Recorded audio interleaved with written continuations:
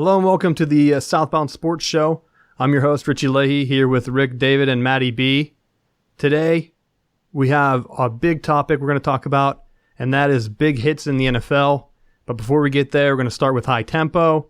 I am in my new studio. It's not totally complete. I still have to paint the walls. You might see some messed up stuff behind me. So if there's any connection issue, I'm still working on cable for the room. So that will be coming soon. And some decorations, and then probably improving the layout of our video stuff and trying to get some new calls in, some voicemails and stuff that I've been talking about for a while. So that'll be coming soon. But we're going to kick off with a high tempo. I might just do two. I went to the North Carolina-Michigan basketball game. Was it last week? Michigan got blown out. They started strong. Then it's early in the year. I really like how Beeline. I know we had Nick Bisco on a couple weeks ago, and we were talking some hoops a little bit, and he was saying that Michigan somehow turns it on in the second half of the season. Well, that's because Coach Beeline circles through the lineup and plays a bunch of different guys.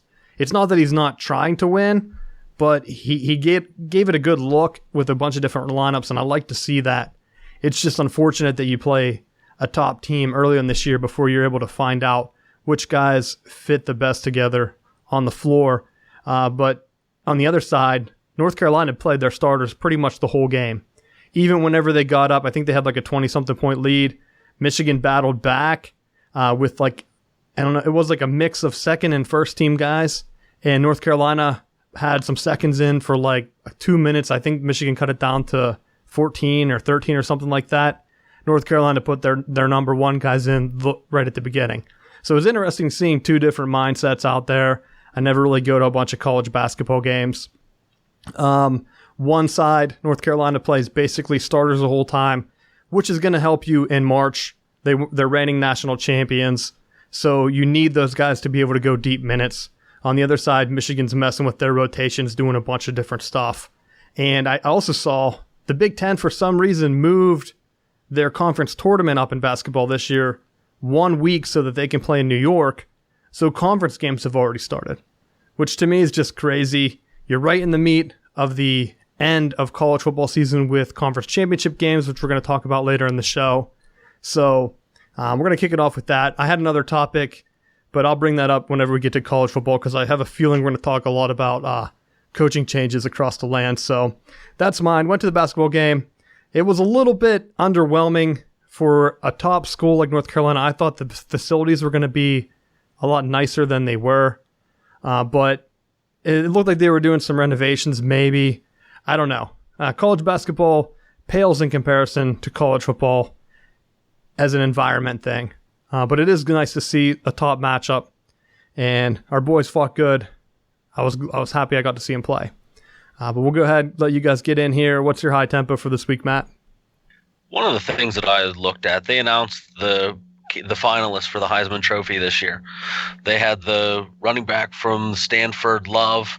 He's rushing at 164 yards a game. He's averaging 8.3 yards a carry. He got banged up towards the end of the year. He's one of the finalists. They also have returning Lamar Jackson. I think he kind of had a down year. I don't know if it's because a lot of the talent around him wasn't there. I know their record wasn't as impressive as it has been last year. He didn't really have, the splash plays and the highlight type plays to make him stand out. And I also think from a voter standpoint, I don't see the other members of the Heisman Trophy voting committee voting him back-to-back years. I just don't see that happening. And last but certainly not least, you have Baker Mayfield, who he statistically is playing ridiculously well, but he at the same time, his behavior and his off-the-field things are ridiculous. He's thrown for over 4,000 yards and 41 touchdowns, and he's also leading NCAA and apologizing after the games for acting childish. So I think it's tough. Even though he is the front runner and more than likely will get it, I think it's interesting that the Heisman Trophy committee is going to talk about players of high character and high moral whatever, and then they're going to vote him with all of his shenanigans. Well, I'll say the Heisman, I'm glad they included him, because if you read the mission behind the Heisman Trophy, there is no mention of sportsmanship. It is purely a football award. And there's too many things in the world right now across our country where they're making everything a political issue about, oh, you have to do this. You have to be correct. You can't be saying things that are demeaning to others. And I mean, you're in a competitive environment. He's talking some trash. If they would have banned him from New York, or if people wouldn't have voted for him, I would have been very disappointed. And I know some writers have written articles saying that they refuse to write or vote for him just for that. And in that case, they should lose their Heisman vote. That's not the mission of the Heisman Trophy. It's to get the best football player. My touch on Lamar Jackson, I was hearing people weren't even going to vote for him this year, but a thing circulated around. I'll have to see if I can find it and I'll tweet it out. Comparing his stats to last year, and I think he's actually better this year. And they were trying to say kind of that same thing. It might have been a twofer where they were saying you can't leave Baker Mayfield out just because it's not a sportsman award. And if you read the mission, it's about best player, not best team. Let's not forget this. If he won last year with worse stats, why is he not even going to get invited this year? So I think some people were finally coming around and putting that out there so that you could see it. And Bryce Love, I don't know if you guys watched that game, but that man's hurting. And it's almost criminal that he's out there limping off the field. Like, that hurt to watch. I don't know if you guys watched that. I think it was the Pac-12 championship game. Maybe it was the week before. Yeah, with the USC, absolutely. Dude, Love is limping off the field. I don't care if he's going for the Heisman. I understand he's your best player, so you're trying to get in a position to win. But man, I would assume he has an NFL career. And it just reminds me of, like, last year everyone made a big stink about Jabril Peppers tweaking a hamstring the day before a game. He probably could have played. He wouldn't have been at 100%. But, I mean, you have that. You have the JT Barrett thing where he supposedly had surgery last week and played. Now, he didn't look like he had surgery. I had that same surgery. And your knee locks up. You really can't cut. That's like a cutting athletic meniscus. I can't even say it. Meniscus injury. That's not like a tweak or a strain that you can play through. Your knee will lock up and you can't run. But he seemed to be running pretty well. Now, Bryce Love, on the other hand, he couldn't run at all. I don't know why they kept him in. I don't know if you guys have any thoughts on that before we get to Rick's high tempo. I just think they kept him in just because they wanted to win and they wanted to give him a Heisman because there's no clear-cut person right now. Everybody has some type of flaw, so there's a negative on everybody. So there's no positives. And there's no clear-cut like in other years. What was the Reggie Bush year? Everybody, he was just going crazy. There's no clear-cut super favorite. There's favorites, but not a super favorite. So I'll go to Matt. Matt? I was kind of leaning in the same direction that I think there's issues with each person, and I don't see this being one of those years where you had a clear-cut above and beyond high performer. Like there was no one that you would think take them out. Like last year with the way Lamar Jackson played, put him on any other team in college football and he's going to make that team a lot better. You know, I don't know if you take Baker Mayfield out of the system that he has right now in Oklahoma and you place him somewhere else, if he's going to be as successful as what he has been in that system playing in that conference. I think that's where one of the knocks of the Big 12 really playing so much spread and not really having a lot of competitive defenses padding his stats to help him out with that. Yeah, that's true. We'll get into some college football stuff here in a little bit. Rick, what's your high tempo for this week? My main thing is Giants in the news. So New York Giants, beyond a mess. McAdoo's finally gone. Reese is finally gone. So I know the New York Giant fans can cheer. The problem is, who's going to want that mess, either as a general manager. I know we were talking about before the show, they had their list of, their Christmas wish list of Harbaugh to, John Gruden to Nick Saban. Well, that ain't happening. You're going to get some defensive coordinator like the Browns do that's washed up and never had any coaching experience because nobody's going to want to go near your dumpster fire that you caused. And then the other Giants thing is Stanton looks like he's going to the Giants. So they put together, it looks like 4 prospects, including Christian Arroyo, who at one time was their number 1, Chris Shaw, who at one time was a number 1 on their prospect list. So it looks like they're going to go after the Giants are going to go crazy.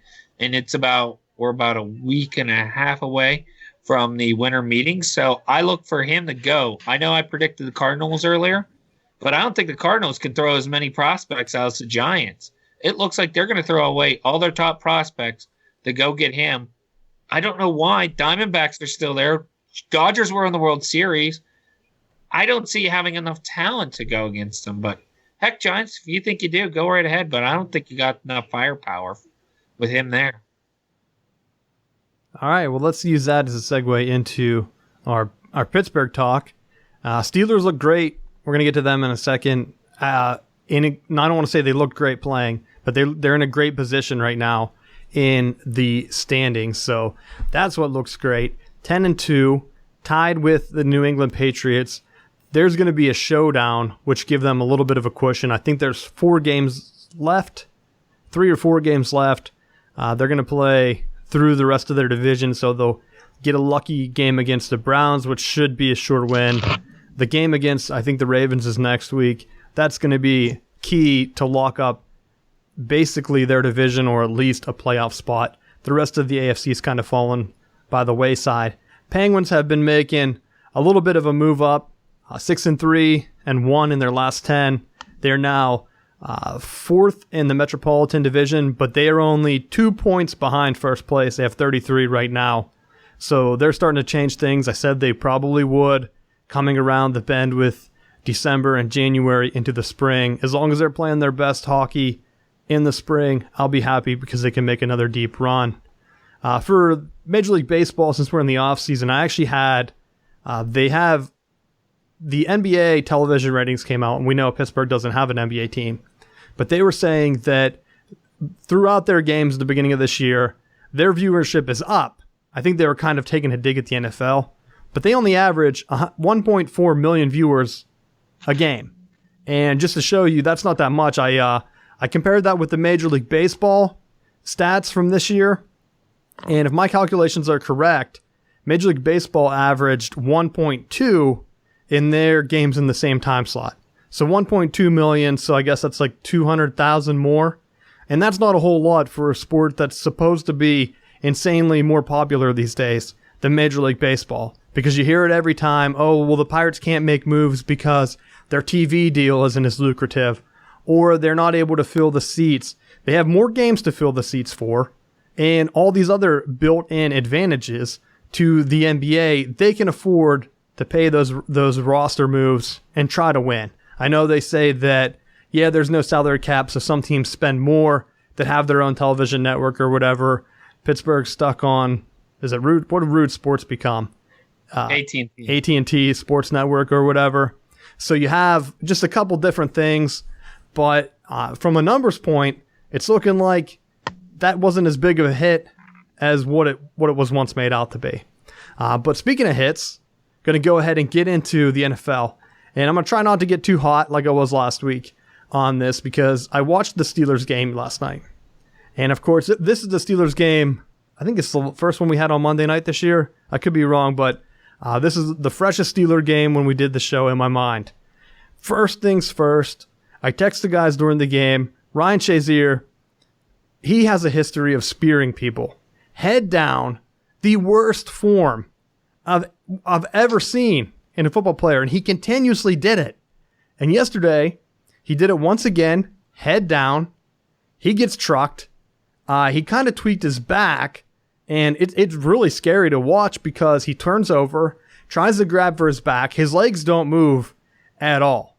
And they're saying that it was a compression, something, contusion, kind of like a concussion for your spine. It actually might have been called a spinal concussion, where it kind of knocked his lower limbs out and he couldn't feel them. And of course, he didn't move. And the first thing I thought was, I felt bad for him, number one, because you don't want to see a guy get hurt. But I kind of got mad as well because I was like, how has no one taught him how to properly tackle? He did the same thing when he was at Ohio State. He comes to the Steelers. I was hoping at least someone would just have him keep your head up. You're supposed to have your head up, put your head on the ball. Put your face mask right through the ball, try to knock it out of his hands. That's how you're taught to tackle. It's like no one even taught him how to play football. If he learned some technique, imagine how much better he would be And then you have him, he's basically a human rocket, wrecking his own body, and it was just uncomfortable. And then the second one, that one made me a little bit mad, I'll be honest. The second one was worse. So, how do you say that guy's name? Burfitt, whatever. Burfitt. Yeah. So the Bengals linebacker, he talked trash. Last year, one of our first articles that actually went out pretty, I don't want to say it was viral, but had pretty high views last year whenever we first started Southbound Sports. It was before the podcast even started. We had an article by Jeff.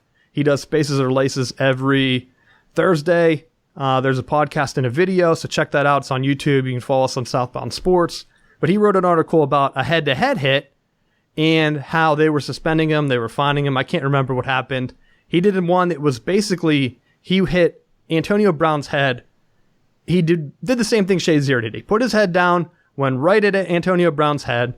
The commentator, I think it was Deion Sanders, was trying to say, and that's how much it stuck in my head that I can remember who was commentating on it or after the game. Deion Sanders was like, if you watch it in slow-mo, I think he's trying to avoid his body or something, and he just hits the head. But it was a head-to-head hit, so he's been at the middle of the Steelers rivalry, and it's kind of frustration because the Bengals can't beat the Steelers in big games. You saw it in the playoffs where a couple frustration penalties led to flags or whatever, and you have a game last night that it was full of hard-hitting plays. Well, there's I don't know if it was a screen pass. I think it was a route to the flat to Le'Veon Bell. And Burfitt, he comes running out. Now, Juju Smith-Schuster was running, I guess he was parallel to the line. But Vontae Burfitt, he wasn't running parallel. He was sizing up Le'Veon Bell, and Schuster just crushed him. Smith-Schuster, I don't know what he prefers to go by. But he crushes him, and he stands over him and taunts it. And I love the fact that he taunted him. And then after that, it was like, all the commentators, of course I'm watching the game with the girls, so we have the sound on, which I hate to do, and I hear John Gruden was like, that was uncalled for, and he's talking Burfitt up like he's a saint. He's not a saint, he's a dirty player.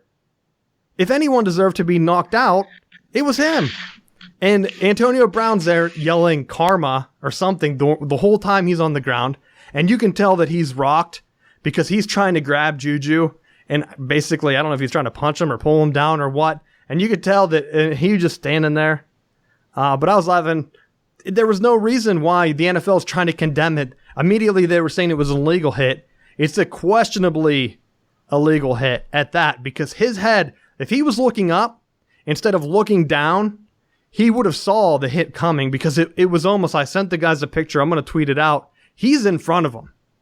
And by rule, I had the rule. Let me bring that up real quick and I'll let these guys talk about the game or the hit. So by rule, an offensive player cannot initiate contact on the side and below the waist. He did not go low. He went high, right in the chest. If the blocker is moving towards his own end line, which he's coming down, I guess he's coming downfield, so I guess that is his end line, and he approaches the opponent from behind or from the side. And that's where it's questionable, because he hits him in the chest. He doesn't hit him in the side. And I have the still frame right before the hit, and you can see that he's looking, it's close. He almost can see him, but it's just too late because he shuffles downfield. He's trying to make Bell run towards the sideline instead of going to make the tackle, and it makes the hit just that much more brutal. But I'll let you guys get into it. We'll start with you this time, Rick. Did you see the hit or the game? Anything on that? I watched the game. It looked terrible. After Shazier's injury, Steelers defense looked like you could throw all over. We made Andy Dalton look like, an elite quarterback just because he couldn't cover anything. It was sad. It shows you how much Shazier and Joe Hayden mean to that defense, because they had their way with him. Well, after he got out, his backup got hurt too. So I think that was just after that, they had no one who had practiced at that position. So I think that's why you saw a couple of the miscommunication, wide open things. But go ahead. Yeah. And maybe we'll actually get to see James Harrison play. I know every Yinzer out there wonders where he is. He's a guy that's standing in the third or fourth row on the Steelers bench. with his hood up and in gray sweatpants. So if anybody's watching, look for that guy. It's him, actually. Rick, James why are you Harrison. talking trash on him? We need him. I'm not talking trash on him. I don't understand why. I don't understand it. He's like our Joey Here's what I don't Porter. understand. What You if there have was him a on the fight last roster. night? He's getting paid over $1 million, and you don't start him. But we'll play Anthony Chickillo, who was a defensive tackle, and we talk about that every week, that he was a defensive tackle. Yeah, he's a defensive tackle. He's running after every player because he can't keep up with them. But Rick, I mean, what it's if there was a disappointing. fight? Who are you going to send in? You can't send Joey Porter. They put a rule in that the coaches can't fight for you. So you have Harrison. He's on the payroll. He can go out. He can get fined, Yeah, that's suspended. great, but he's not in uniform, so he can't even step on the field because he's too busy in those sweatpants and that hoodie. For a bench-clearing brawl, dude, you have a workout hero out there. Yeah, we have a workout hero that who stands like this all game long. I mean, come on, play him. What? Please, Hey, for our audience, why Anthony Chickillo has an NFL contract? for our audio That only dude's guys, being Rick just kind practice of puffed his chest up when that was the stance he gave that he does on the sideline. Because the audio guys, Rick, they can't He see does your that little. anymore. Every time I see him, he looks like the little kid that doesn't have his toy truck anymore. I mean, I don't understand why he's still on the roster. I mean, here's what you got to either do: you got to play him or release him because he's just a waste right now, James, and he'll get to play this week. So I would like to see him play and maybe get somewhere in the backfield because Andy Dalton looked like he had enough time to eat 3 cookies from Subway and then go out there and throw a pass. I mean, nobody was back there. I mean, Joe Mixon looked great until he got a concussion. I mean, that front seven, which is so dominant.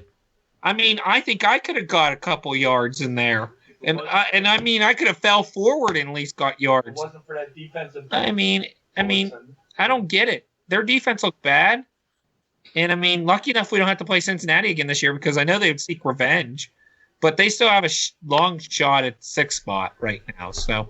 But that's my main concern right now. And our offense, literally, I sent this out during the middle of the game. I said, I was 6 for 6 at one point, guessing the play, guessing what was going to happen on offense, guessing where the run was going to go, and guessing how the pass was going to get thrown. Now, I wasn't guessing the right player, but I was like out route to the left. It was sad. I mean, Steelers are like Penn State in a way. You can guess their play beforehand. You can't do that. Not anymore. You do it in Cincinnati, but you can't do it against the Ravens in New England because they're going to read it, and that's how you get beat. Not anymore for Penn State. Moorhead went to Mississippi State. He's out. I know. Thank God. No more I want the 10-yard people deep to delay say thank handoffs. you. Yeah, delayed handoff. I mean, isn't there a run up the middle? Do we not have a fullback on the roster? Penn State has like 110 guys on the roster, and you don't have a fullback? I mean, we might as well not have a punter either, you know? Let's see what the hell we can do. Or go like necessary roughness and find the girl on the girls soccer team that could kick real well. Necessary roughness reference. Go ahead, Matt. Yeah, go ahead, Matt. Well, to me, the one thing that stood out with some of those hits is that there's an emphasis on the players that they consider defenseless. With some of the, whether it's completely to the side, whether it's a peel back, a crack back, any of those blocks that are coming out where the defender doesn't have an opportunity, and it doesn't matter if it's helmet to helmet, it's targeting, but it's still the defenseless player that when they're coming across, the risk of a player getting injured is much higher. And Smith-Schuster laid Burfitt out. It was a pretty nice hit. To me, the thing that stands out more than anything is the fact that the players got suspensions. They got 1-game suspensions for that during making a football play. On the opposite side, you got Gronkowski over in New England, who straight up does a WWE move, gets a running start and elbow drops the player from Buffalo, and like concusses him or knocks him out or does something ridiculous. And even Belichick, after the game, like apologized and said it was ridiculous. Or actually, I think the quote was he's called it complete bullshit. But completely, like, how do you compare a blatant after the play, elbow to the back of the head to a block trying to spring a player open. And the NFL deciding that both of those warrant a 1-game suspension. If you're really being serious about player safety and you're really being serious about making the game safer, then you take the Gronkowski hit and you give him a 6-game suspension without pay and set the tone. You know, are they worried about, well, New England might be the best team in the AFC and then it'll create all this extra controversy, so we're only going to give them a slap on the wrist? I don't know. You know, Gronkowski hasn't played a full season that I can remember. He's missed parts of the last couple seasons due to injuries of different sorts. So I don't know where that might come from. But at the same time, it's like, come on. If you're gonna, on one hand, preach about player safety, you have to make sure that you're actually doing things to make the player safe. Yeah, that's the point I was going to bring up with the Gronkowski thing. That wasn't a football play. Now, the Juju, his block, that was a football play. And at that point, and like I said, I'll tweet out next time we go around if I can find the photo, or after the show I will. The photo. He's actually about to make the tackle. So what did they want him to do? Not make a block? It wasn't a legal block. They didn't call it for block in the back. They called it for unnecessary roughness, which, yeah, okay, maybe he could have just ran into him and put his hands up and like body blocked him. But I think that's why you're seeing, remember this year we have a lot of offensive guys that are hurt, a lot more than there has been. And I think that's because they're protecting these defensive guys with like these big hits. So now you're seeing guys go low. You're seeing guys like defenders. That's basically what he was doing. He was cutting Le'Veon off to the sideline, basically going to take, I mean, if he hits him and it wasn't a dirty play on his part either, he would have basically tackled him. He would have went through his knees and cut his knees out. That's what he was setting up. And instead, Juju comes down and is like, no, I'm not going to let you do that tackle, a sideline knee tackle, which, I mean, that's one of the plays. That's basically why I guess Bo Jackson's was running down the sideline. But the sideline knee tackles, those cause more injuries than anything. So you can't have, I mean, they're basically ruining the game. And the fact that they my part was, the thing that annoyed me the most was the narrative that the media immediately started. John Gruden, he was like, it's disgusting. It can't be in the game. What, big hits? Remember whenever they had Bountygate? When was that? I guess it was longer than 3 years ago, when they suspended Sean Payton for huge hits on the Saints that would injure guys. No one was complaining whenever they were taking headshots to the Jim Harbaugh 49ers team in like 2011 or 12, that playoff game. Everyone was so excited that there was finally a hard-hitting NFC football game, because for the longest time, the AFC was the only one that actually had hard-hitting defenses with the Raiders and the Ravens and the Steelers. And then you could throw the Raiders in back in the day. But that was celebrated. That was only a handful of years ago that they had that huge hitting game where people were getting their heads blown off. And now you come around, it's like full circle. It's almost like, at this point, just get rid of the pads. Just get rid of the pads. You have to. There's no way the NFL is going to be able to come back from this, because I don't want to get a lecture on guys getting hurt. They're getting paid millions of dollars. I understand that. And if they're using poor form, I'm sad to see it. I'm sad to see a guy get injured. But at some point, that's on him. That's like his career, to know how to properly make a tackle. That's his job. That's what he's getting paid for. And he's not getting it done. And the NFL is trying to twist it around and make you feel bad whenever a guy gets rocked. Keep your head on a swivel. That was the old rule. His head was not on a swivel. He was looking down, trying to he was trying to run him to the sideline to take his knees out. Or do the lazy tackle where you just do the Deion Sanders and you run him to the sideline and just give him a little touch. Like they did. That might have been what he was doing, because a couple plays later, they let him score on a sideline play when they tried to push him out of bounds, and no guy hit him. That's what the game's turning into. Did you guys see that play? It was down the sideline. Yeah. The Bengals ran. They were going to hit him, but instead both players just kind of gave him a little push and then let him run in the end zone. And Le'Veon Bell was kind of like looking back like, was there a whistle? No one hit me. Touchdown. But I'll take it, and I'll take the Steelers win. that's the end of my rant today. I'm not going to go any longer. I went super long last week. Do you guys have anything on that, or do you guys want to get into the New York Giants mess? I just want to say, Gronkowski only gets 1 game suspension because, you need him. You need him to play against the Steelers in a 4 o'clock game that you need people to watch it because nobody's watching your product right now because some of your games are awful to watch, and that's the problem here. So that's why you only got the 1 game suspension. Not surprised. It's the NFL. They'll say we care about player safety. No, they don't give a shit.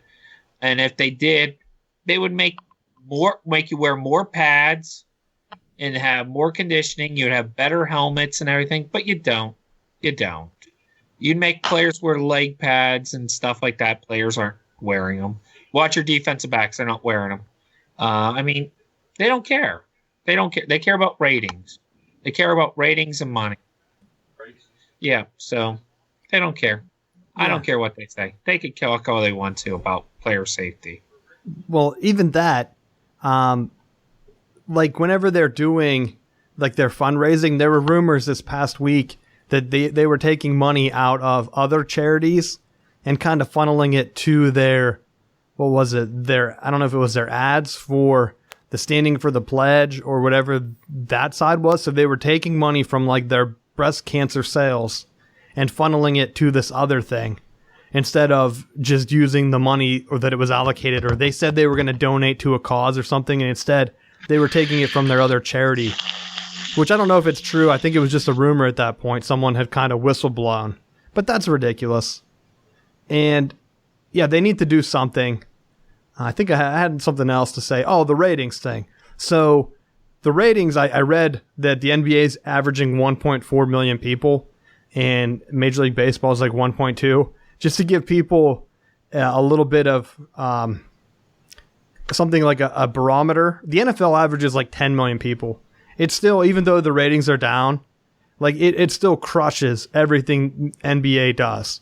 So that's why it's the big dog in town. And that's why I think some of the media, and my theory is the media wants to bring the NFL down because they don't like going out to a snowy Chicago and sitting in a booth and traveling to the game where the traffic has to be awful because like if you go, there's 80,000 people there, or you're like in Wisconsin, it's like negative whatever. And you're a media guy, you have to go and sit in that. Where, why not push basketball? Where you're inside an arena. It's nice and cozy. There's only, 10,000 people there, if that. And there's not that much traffic. Like, I went to the UNC game. We got right in and right out. You can be at the game. You can show up, 20 minutes before the game starts, get your parking, and walk right into the game. You can't do that for football. You cannot do that for football. Especially like some of the bigger college tailgates. Like if I try to find parking at the Big House, good luck. If you're in Penn State, you'll be 13 cow pastures away, and you'll have to truck it 8 miles to get into the stadium if you tried to show up half hour before the game. So I think it's a little bit of that. It has to be easier on production. The guys that are only in a basketball court, you're only running a couple hundred feet compared to an NFL stadium where you have to have multiple angles and all this other stuff. I think the production cost is just high. So I think that's why they push the false narrative that the NFL's ratings are dying. They're still 10 times better than any other sport. But we'll go into that with the New York Giants mess. I brought this up last week. I honestly didn't think it would be that big of a topic. You guys kind of went off on it, and then on Spaces or Laces, Jeff went off on it again. So I just wanted to put it as a topic this week. Ben McAdoo is out, and I think Rick mentioned at the beginning that they're already starting their rumors. They were saying Harbaugh's number one once again. They're going to go after Nick Saban, who's 66. Some college teams won't touch Les Miles because he's 63, but NFL teams are supposedly going after Saban. And then they were saying about getting John Gruden in the booth. After hearing his comments last night about big hits, I'm glad Tennessee didn't hire him so far. I still have that dinner wager with Rick. But I'm hoping he doesn't get back in the NFL game, because then, where are you going to go with that? You're going to go nowhere. But Matt, you want to have anything to add about this situation? I think Eli, he's back this week. He's going to be the starter. Yeah, they already named him. They already named him back. You cry enough, you have your dad come on and say, well, I think we might go to Denver, where all old quarterbacks go to die. Go follow your big brother's footsteps, follow your dad's footsteps. Just take your ball and go home. Cry out the rest of the year. I mean, it's ridiculous. I thought there was prospect there with the pieces that they had acquired in the offseason to try to help make the offense more efficient. It seemed like when they pushed Coughlin out, it reminds me almost of the way that they pushed John Gruden out in Tampa Bay. They had a successful formula, they had a successful season, and the first sign of trouble, they dumped Gruden and they brought in Raheem Morris, and it was an absolute disaster, and it sent Tampa Bay back to the point where they're still struggling to really get back into where they were a tough playoff caliber team. I think you're seeing the same thing with the Giants. They saw some tough roads with Coughlin. I think they thought that maybe his tough approach was falling on deaf ears. They tried to move on to McAdoo, thinking that he was going to pump up the team, and obviously it's been an absolute train wreck from day one, from OBJ pouting and fighting with the field goal kicking net to Eli pouting that his consecutive game streak is over now. He wasn't getting it done. If it was any other quarterback for any other team that was on a skid like that, they would be in jeopardy of losing their playing times. But because you have the last name, you're entitled to just continue to start for a floundering team. Bush League. Hey, not all quarterbacks go to Denver to die. Joe Montana went to the Chiefs, and now he's doing commercials that are so bad that every time I see it, I just want to smash my face off the floor. It's like, pass, Joe Montana, pass. Like, I know they didn't pay guys that much in the 80s and 90s, but come on, man. You can do a little classier. I saw Mike Ditka? He was doing some other ad. He looked actually pretty jacked. I was kind of impressed by that. And compared to Joe Montana's crappy commercials. Rick, you have anything to add on this Giants situation? Nah, pretty much what I said, but I'm going to throw a different place out there outside Denver. Denver's probably the right pick. I would say if you're betting, that would be your pick. Your long shot bet is actually the Jaguars. I mean, Blake Bortles has a good day, then 3 terrible days. I mean, he would be perfect for that offense. You're right, because that's when he was good at the Giants. Whenever they had that dominant running game, who was it, Jacobs? Tiki Barber and Ron Dane were there the first Super Bowl. Oh, yeah, he did have Tiki Barber. And now, it would have been Tiki Barber and Brandon Jacobs to be the second Super Bowl? Yeah. Like one big running back, and then just basically 2 guys that could take over. That's what Jacksonville has Tiki right Barber's now. year was when they got run over by Baltimore. Did he win a Super Bowl? Had to. I thought he was he might have been in No, that. I don't think he did. All right, no, he didn't. He retired, and then his brother won the Super Bowl in Tampa. Oh, yeah, I think you're right. That's right. I think the senior Citizen Home Super Bowl went to Michael Strahan that year. The Giants won. When they had all those old guys that are finally winning it. Because the NFL felt bad. Yeah. So, yeah, Tiki Barber, I guess he didn't get one. Because I think they did have commercials where it was like his brother holding the ring. Again, funny commercials. Not Joe Montana making a pass for some credit card or something. Oh, man. Drives me nuts. But going back to the Steelers thing, you know how the Steelers had locker room trouble at the beginning of the year? Kind of like the Giants are right now. Nothing's going to break up your locker room more than the quarterback crying and having his family come in whenever he's 38 years old. How embarrassing. Could you imagine if Ben Roethlisberger had done that at the beginning of the year? Because remember I said his arm looked slow. It's finally starting to catch up to him because last night he made a throw that I don't think it was caught, but it was a beauty into the end zone, I think it was a deep post or something. And I think Brown almost had it and it slipped right out. But I was thinking when that throw went, Ben Roethlisberger's back. And just a counterpoint, whenever a team is basically getting into fights with another team, nothing is going to build team unity more than a game like they had last night against the Bengals, where everyone's just kind of just high energy, mad at each other. You could see even Brown was I think he was tweeting stuff out about he loves his guys and he'd go to battle with them or something like that. And then you have the Giants. Whenever you have guys behind the scenes crying and kind of like that locker room stuff, you hear it every year. There's one team that falls apart because of locker room stuff. And this is it. And you get a new coach. If you get a tough coach come in, which McAdoo I don't think was. I think he was the wrong choice. He kind of came out of nowhere. I'm sure someone will hire him. They recycle coaches every year. We talk about it, seems like every week. But for that, if they get a good coach that comes in that's a disciplinarian, I could see them making waves next year. And again, it depends. I think they started to go down whenever Beckham got hurt at the beginning of the year. That's when things started to really kind of mess up. They didn't have an offense without him. You going to say something, Matt? I wanted to see. I was just thinking how ironic it would be if they actually, the ownership had the balls to rehire Coughlin back, because Coughlin's running the front office with the Jaguars now. He's only been out a year or two to just come back and be like, you know what? Oops, our bad. Big contract, recycle him back in and just because he was the disciplinarian that got him to 2 Super Bowls with that bum Eli Manning as their quarterback. So there's nothing like taking a garbage dumpster fire quarterback and winning with him like Tom Coughlin. He pulled Kerry Collins out of the drunk tank and went to a Super Bowl with him. Yeah, I looked him up whenever you brought him up. He's 71, and 3 days ago he was named an ACC legend. For what? I don't know. Did he play college in the ACC? Maybe at Syracuse? It looks like he's standing beside a Syracuse guy. But, dude, 71. I guess what's the last hurrah? Because Eli's not going to last that much longer. He's looking worse than Ben. So, I mean, you really have that? I don't know. So, let's go ahead and we have... Wait, 1 second. I want to go back. Go ahead. The running backs for both Super Bowls were Brandon Jacobs and Ahmed Bradshaw. I would have got that one wrong. So, dude, I was right with Brandon Jacobs. Ahmed Bradshaw. Brandon Jacobs. I had the first one. I thought he was the second back, but...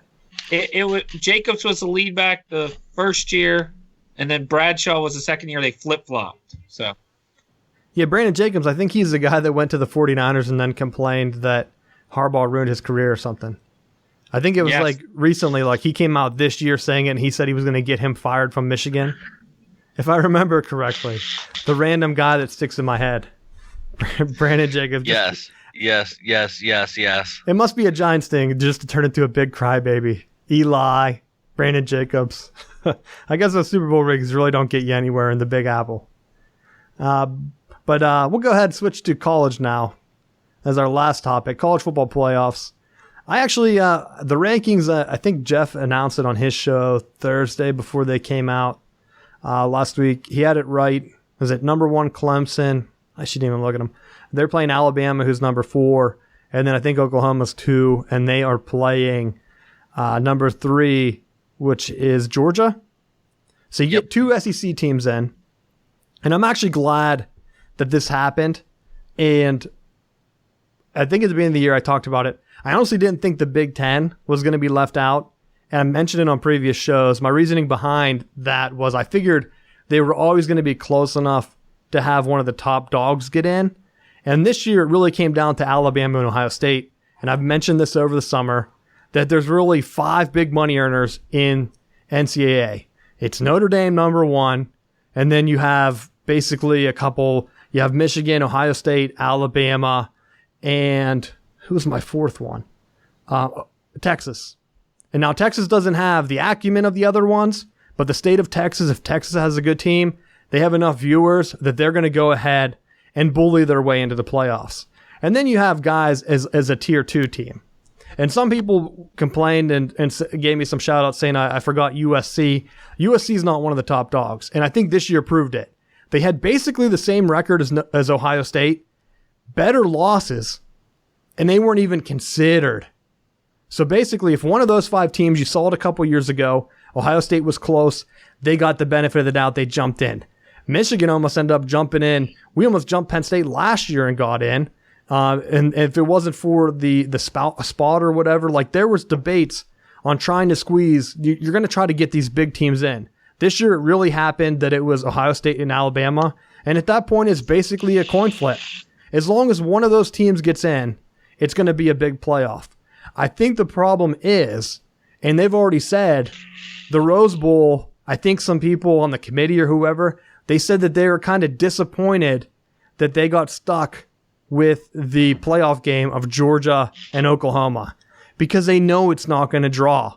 They said they would much rather had that Ohio State USC matchup because if you can get one of the top 5 big dogs, you're going to get them.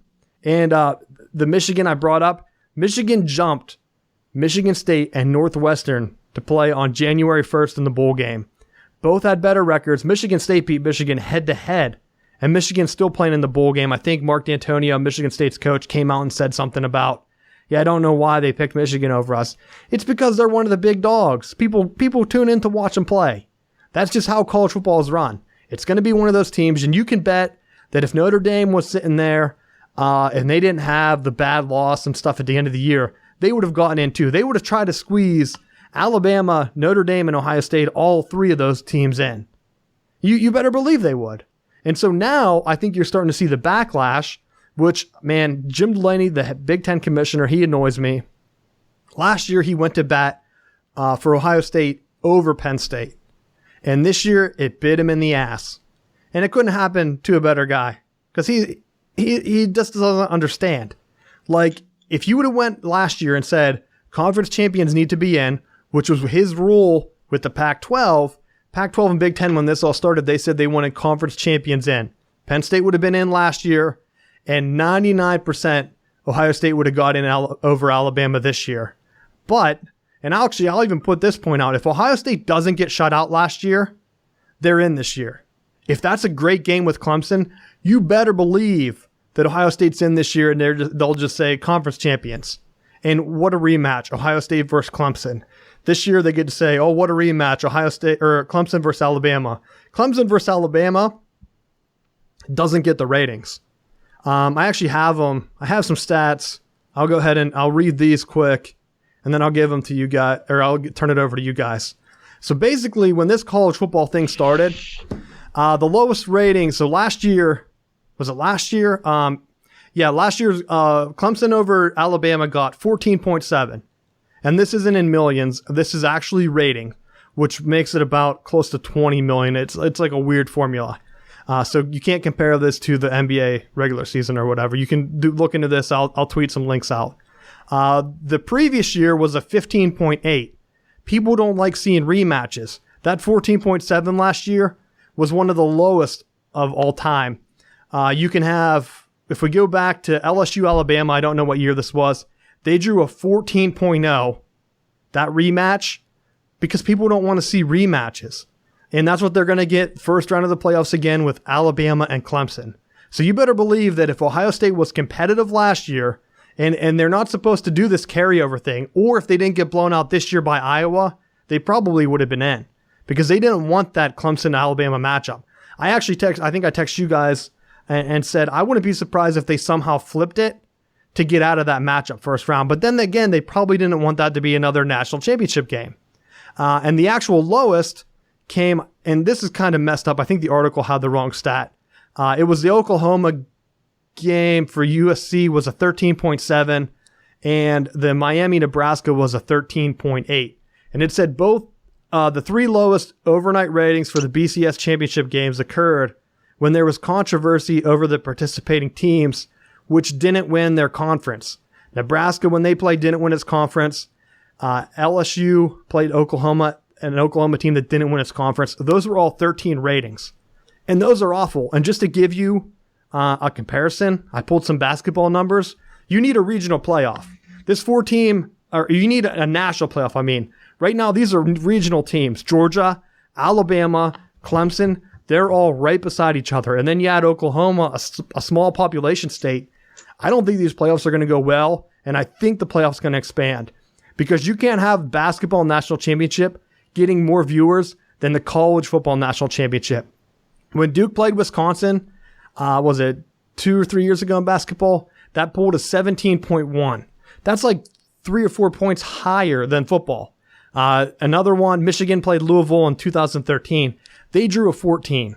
And they're kind of close together, but that is pulling the same ratings in basketball than what these big football ones are. And then last year's national championship was 14.5. So when you're having basketball go toe-to-toe with football, that should never happen. That's telling me that the BCS was failing, and the college football playoffs right now, They're failing as is. I'll turn it over to you guys. I don't think the 4-team thing is going to last much longer.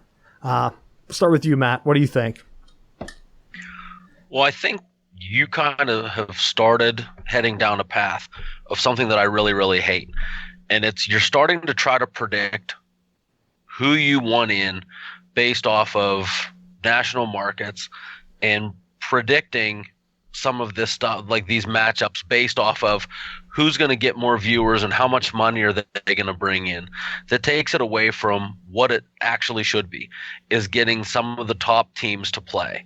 And I hate the idea of, well, it's going to the Georgia matchup isn't going to be as good because it's regionalized as opposed to a national brand. I mean, if the bottom line is to worry about the national brands, then put the Big Four schools in every year and just let them hash it out. I mean, if it's about, taking the 4 oldest schools and getting the highest numbers and getting the most money in, then just put them in. And it doesn't matter if they win 2 games.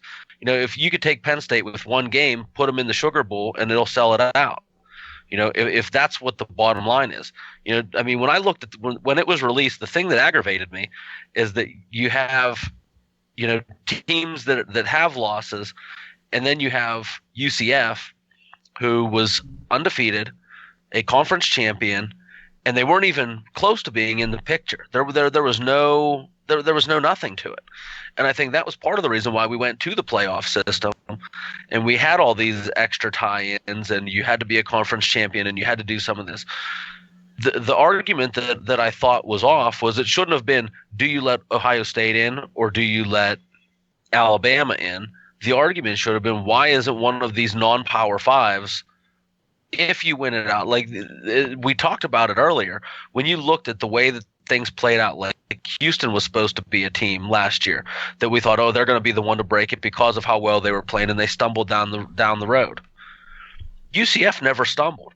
You could say that they got into that shootout with Memphis and had that high-scoring conference championship game, but it was in a conference championship, and a lot of points were scored. I would have been curious to see what Scott Frost's team could have been able to do in the playoff. It's speculated that they would have gotten blown out, but they couldn't have did any worse than what Ohio State did last year versus Clemson.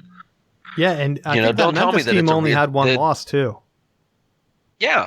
So, I mean, to me, I think if we're serious about our playoffs and you're serious about finding a true champion, what's it going to hurt to use one of those spots for a non-Power 5?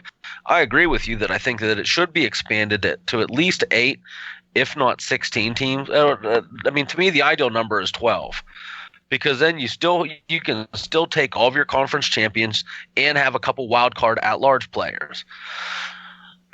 I think being that you good, but I think you don't expand it to a point where it takes away from some of your bowl games. But I think that you can still run a small playoff where there's always going to be that team that's on the bubble that's left out.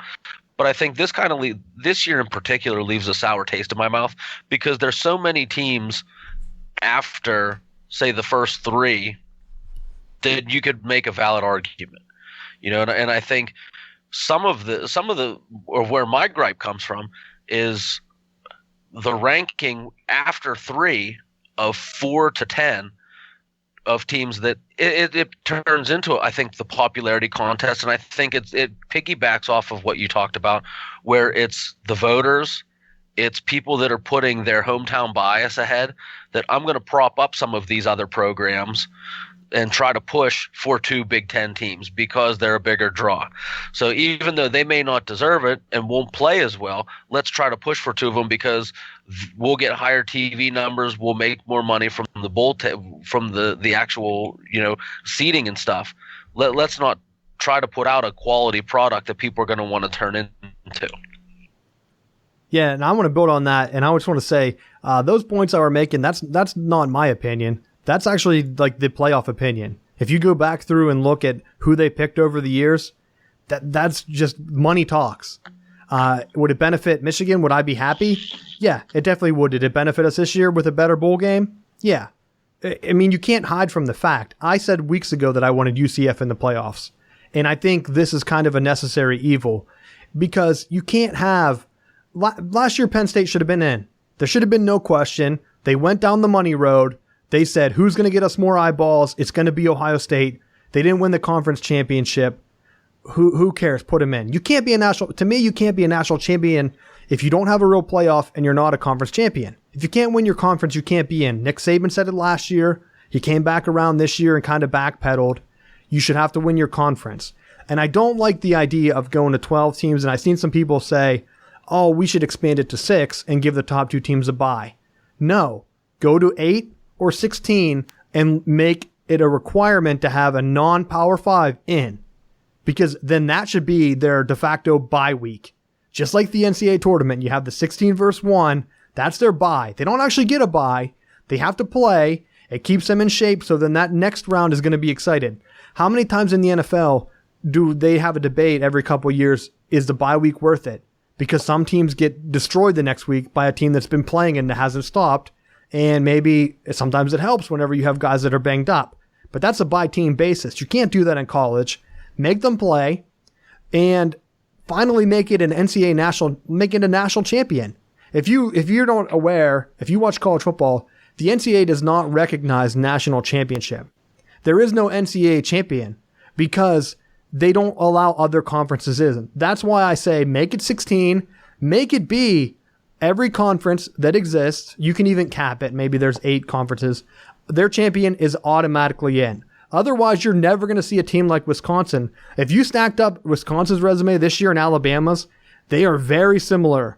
One loss to a top-ranked team, a top 10 team, and their best wins around like 17 to 20 in the rankings. Alabama doesn't have a big win. Either does Wisconsin. They both had paper tiger schedules. I think someone back, or BYU was Wisconsin's whatever, and they changed coaches and kind of fell off a cliff. And Florida State had their quarterback get hurt, and they fell off a cliff. So it kind of hurt both teams' non-conference schedule. That's out of their control. But you can't tell me that Alabama, maybe because, they're a bigger name, there's no reason why you couldn't have that argument to put Wisconsin in. There's none. And you can't even make that other argument. I mean, you could say Ohio State's champions, but they did lose twice. And Wisconsin didn't have that, and theirs was like a close matched game. If Hornibrook doesn't throw that interception late, Wisconsin could have won that game. So it wasn't like Ohio State beat the brakes off them. So they went down the money route. I don't agree with it. I would have liked to see UCF in. Alabama shouldn't have been in. I don't know but at that point, who are you going to put in? Because it's not a real playoff. It's kind of like one of those invitational tournaments. And Matt, the bowl games are already ruined. How many guys are going to sit out this year? It's only going to get worse. They have to expand it to 16. They have to include it, and they have to finally make it an NCAA sanctioned champion. And then you can still do the bowl games as a second tier.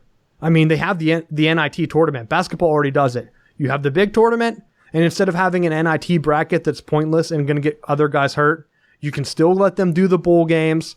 You can kind of do the parades, whatever cities want to have them. Let them have them.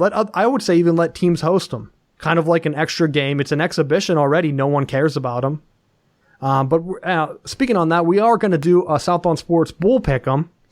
Probably do an extra show or something this weekend or sometime. I'll have to talk to the guys. But I'll be opening that up. I don't know where we're going to host it, but we're going to be opening that up this week. I'll be sending stuff out on Twitter, Facebook.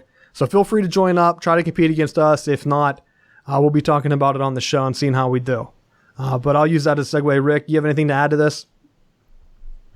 Pretty much the same exact thoughts, and it's really Wisconsin's fault. If they would have just won, even by a point, they would have got the Final Four spot. I mean, the thing you got to figure is NCAA is all about money. They're going to figure out the way to get money. Maybe this gives the argument. I think I'll play conspiracy theorist here. This gives your argument now to put 8 teams in the tournament. You know, make it 8 teams to blow the whole thing up, figure out, we can't figure out number 4. We can't do this. We can't pick a legit 4. So let's pick an 8, and then we'll figure it out. We'll get it best of our way.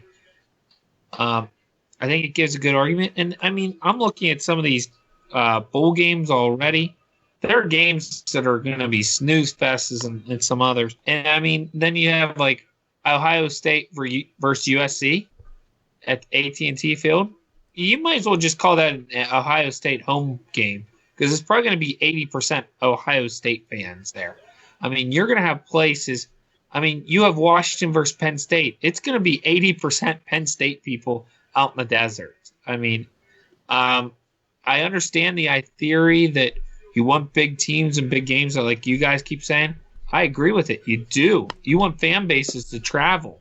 You put Notre Dame anywhere, it's sold out. I mean, you look at – I always make the jokes about Pitt football. You look at teams that play against Pitt. Nebraska has a great following. Sell the place out. Notre Dame has a great following. Sell the place out. Miami, not a great following. Only sold half the place out. I mean, look at it. It's very interesting to see, but it's not surprising. You want big teams and big games, and you want to try to keep them as close to home as possible, or places where they can easily get to.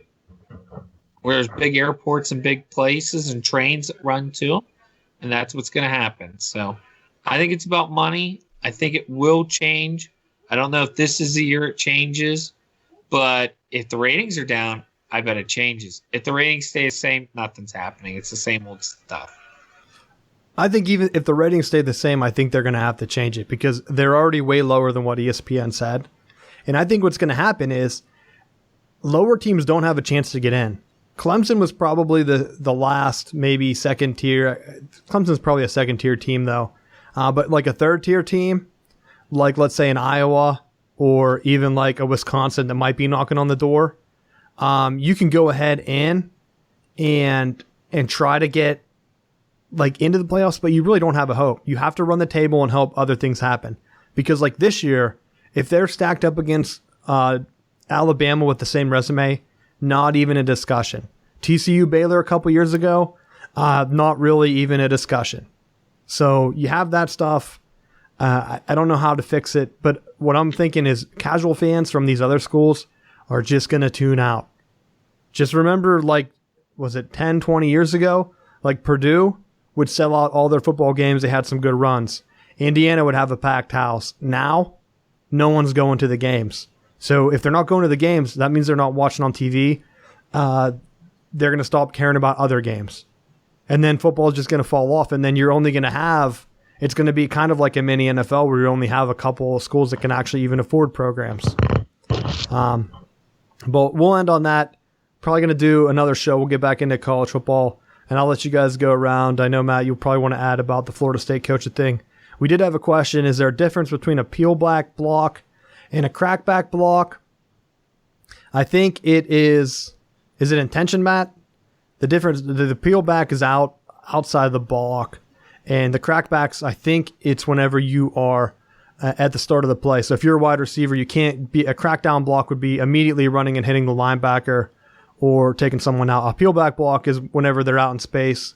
That was the Juju Smith-Schuster play in question. He was out in space and he peeled back. That's what they said. He peeled backwards trying to go and cut off the guy before he got to the running back, even though he was technically in front of him. So to me, it was a questionable call at best. But I think those are the difference, Matt. You can correct me.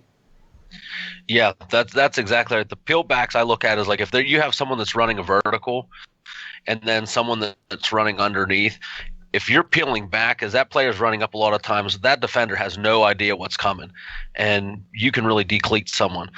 To me, the crackbacks are when they're out wide and they're coming screaming inside towards where the backers are. It's a similar principle that the defender doesn't see it coming, but it's just the angle and where they're coming from.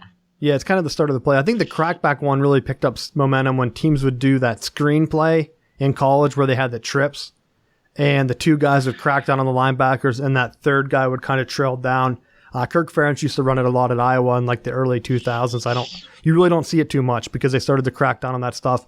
I think Mike Leach ran a similar principle at the air raid when he was in Texas Tech. And we'll go ahead and do our last thoughts. Mine, I want to talk about Mike Leach, Tennessee. Tennessee has a complete dumpster fire at their program. I talked about, I was joking saying that I predicted John Gruden was going to go there because everyone was going nuts for him. It was kind of similar to the Harbaugh things. I just don't think Gruden has the ties to Tennessee. Maybe he does. I don't know.